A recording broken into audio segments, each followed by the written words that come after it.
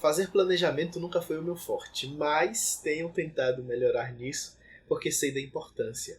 Dezembro e janeiro normalmente são meses em que as pessoas fazem uma retrospectiva do ano, veem o que fizeram e que deu certo, quais foram os problemas que enfrentaram, se estabeleceram metas, quais foram alcançadas, quais não foram alcançadas e desenvolvem planos para o ano seguinte, ou no caso de janeiro, para o ano corrente, e eu também estou tentando fazer isso. E esse vídeo é para falar das minhas expectativas e metas de leitura para 2024. Olá, eu sou o Júnior e esse aqui é o Seminerd, um espaço para compartilhar o meu processo de aprendizado nos assuntos que me interessam. Aqui eu falo sobre leituras, filmes, séries, temas que me chamam a atenção. Se isso te interessa, se inscreva no canal, curta o vídeo e se ao final você gostar, compartilhe com outras pessoas. Como eu havia dito, eu nunca fui muito de estar planejando as coisas. Minha vibe é mais caótica.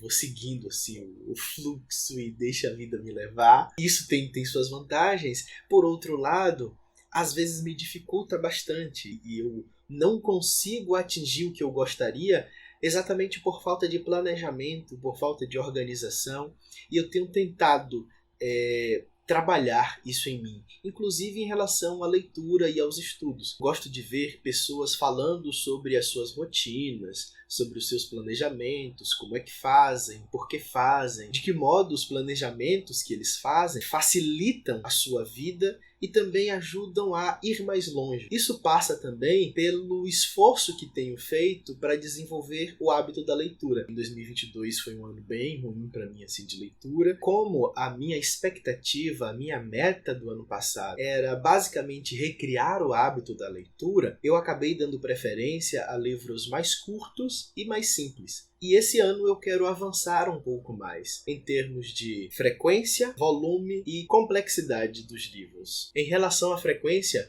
a minha meta é ler livros em 5 dos 7 dias da semana. Eu leio outras coisas também, artigos, matérias, entrevistas, mas essas leituras eu não contabilizo. Eu só irei contabilizar livros porque, primeiro, que é mais fácil você saber quais livros você leu do que quais matérias e artigos e entrevistas, porque normalmente são mais curtos, você lê ali, dá uma analisada, não sei o quê, e pronto, segue o baile. E a outra razão é porque o livro ele vai, em tese, aprofundar muito mais um assunto, porque ele tem mais espaço para fazer isso, do que uma matéria, uma entrevista, um artigo. Sobre o volume de leituras, no ano passado, em 2023, eu tinha colocado a meta de 12 livros lidos no ano, porque representaria para mim a retomada, a recriação do hábito da leitura, né? Porque ficaria essa média de um livro por mês. Eu consegui ler 15 livros, então, objetivo alcançado. Nesse ano, eu quis aumentar a quantidade e tinha pensado em 25 livros. Só que eu comecei a refletir sobre isso, né? Inclusive, eu vi um vídeo aqui no YouTube de uma youtuber chamada Thaís Godinho. Eu vou colocar na descrição o link desse vídeo. E ele me ajudou ainda mais a refletir, me fez refletir mais sobre essa questão de colocar um número assim de meta. Primeiro porque muitas vezes a gente vê pessoas que são hiper sistemáticas, super organizadas, sabe?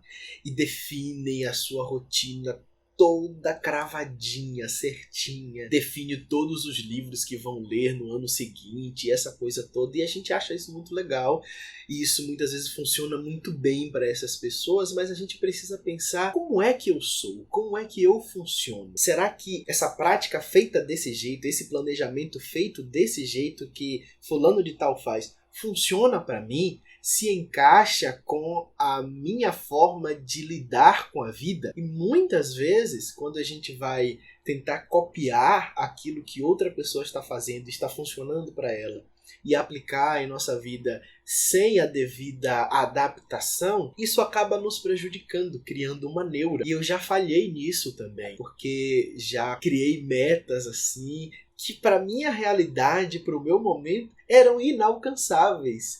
E tentei estabelecer rotinas de uma determinada forma que para mim era inviável naquele momento da minha vida. Então eu preciso sempre pensar em quem eu sou, como é que eu funciono, de que modo eu posso aprender com outras pessoas, mas adaptar, ajustar aquilo que eles estão fazendo à minha própria realidade, ao meu próprio jeito. Então eu vou até manter essa meta de 25 livros no ano, mas tendo muito cuidado para não virar uma neura para mim. E por que é que eu vou manter essa meta? Porque eu não tenho uma necessidade externa, algo que me obrigue a estudar, a ler aquilo que eu tenho estudado e aquilo que eu tenho lido. Por exemplo, quando a gente está numa faculdade, está fazendo um curso de formação, ou mesmo trabalhando, ensinando em qualquer outra área, muitas vezes a gente é obrigado, a gente tem a necessidade de ler e estudar determinadas coisas. No meu caso, as minhas leituras, os meus estudos, normalmente são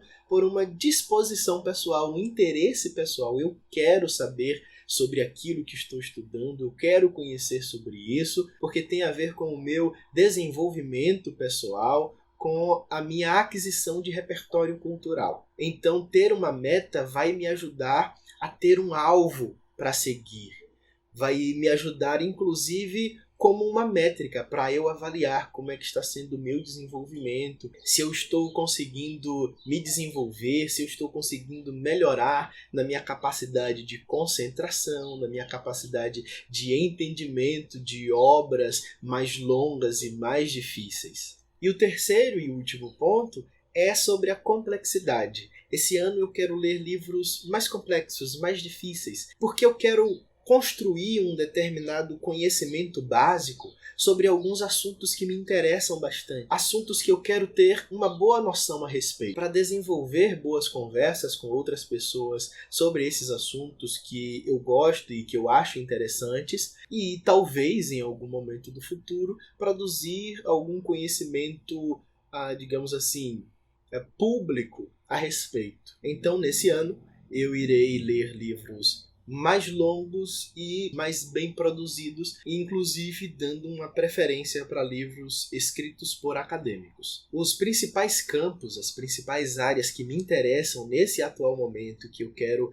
construir esse conhecimento básico a respeito, são o campo das relações étnico-raciais e o campo da filosofia. Eu estou falando aqui sobre construir um conhecimento básico sobre alguns assuntos, sobre algumas áreas, porque eu acho isso importantíssimo. Em outro momento eu até voltarei aqui para fazer um vídeo mais especificamente sobre isso e desenvolver, falar mais sobre, mas eu acho que é muito importante ter essa noção, esse interesse de desenvolver um conhecimento básico, introdutório sobre um determinado assunto que nos interessa, para inclusive fugir ou corrigir alguns problemas que eu percebo em mim e outras pessoas com as quais convivo ou vejo nas internets da vida. E eu quero citar 3 de forma muito rápida aqui. O primeiro é ver ou até se envolver numa determinada discussão, mas não entender adequadamente o assunto ou os argumentos que estão sendo apresentados por falta de conhecimento. Segundo, ter um conhecimento fragmentado, que é quando a gente sabe um monte de informações sobre um determinado assunto, mas essas informações não conversam entre si. São ideias soltas, não é um pensamento coerente, não é um pensamento bem fundamentado. São ideias soltas. E isso não é legal, isso não é bom. Inclusive, prejudica profundamente a construção de um argumento. E o terceiro é se envolver ou desenvolver discussões absolutamente improdutivas.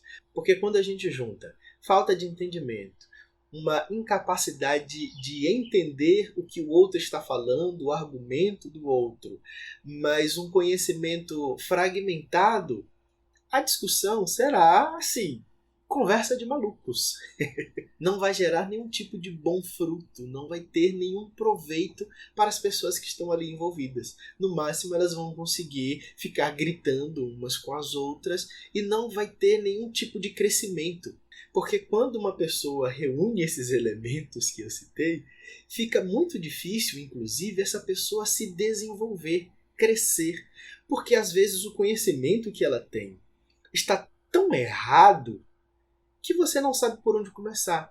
E às vezes essa pessoa somos nós. Às vezes a gente está tão errado em nossas opiniões sobre um determinado assunto que uma pessoa que de fato conhece sobre aquilo ali para assim, olha, isso tá tão errado que eu nem sei por onde começar. Que destruiu o castelo inteiro. Por isso que eu falo que se interessar em construir um conhecimento básico, introdutório sobre um assunto que nos interessa é muito importante, porque a gente vai conseguir, inclusive, identificar os erros, as falhas, as lacunas que temos nas nossas opiniões, nas nossas crenças. Esse foi o vídeo de hoje. Se você gostou, não esqueça de curtir, de compartilhar com outras pessoas e se ainda não se inscreveu no canal, se inscreva e até a próxima.